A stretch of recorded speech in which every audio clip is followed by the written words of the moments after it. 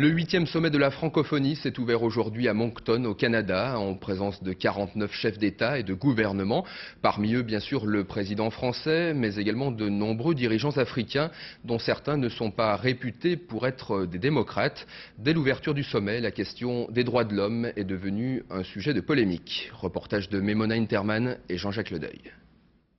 Ironie de l'histoire. Moncton tient son nom d'un colonel britannique. En 1755, son armée a forcé à l'exil les premiers Français du Canada installés ici, les Acadiens. L'Acadie a été rayée des cartes.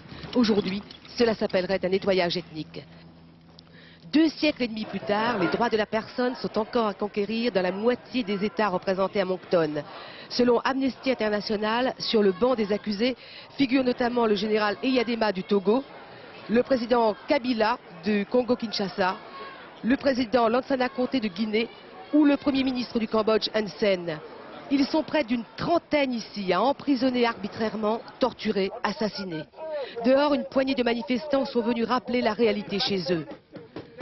Pour croire en l'avenir, le sommet a fait de la jeunesse le thème de sa rencontre. À cette jeunesse, Jacques Chirac a redit son ambition. Notre combat est un combat pour l'homme, sa liberté, sa dignité, son épanouissement. Notre ambition est celle d'une société internationale juste, ouverte et solidaire. Pour être respectée, la famille francophone n'a pas d'autre choix, elle devra faire des efforts.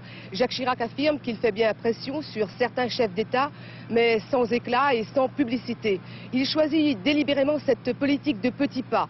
Son espoir, c'est qu'un jour, l'organisation francophone finisse par devenir un instrument crédible sur la scène internationale, notamment lors de négociations politiques et économiques, bien sûr. La francophonie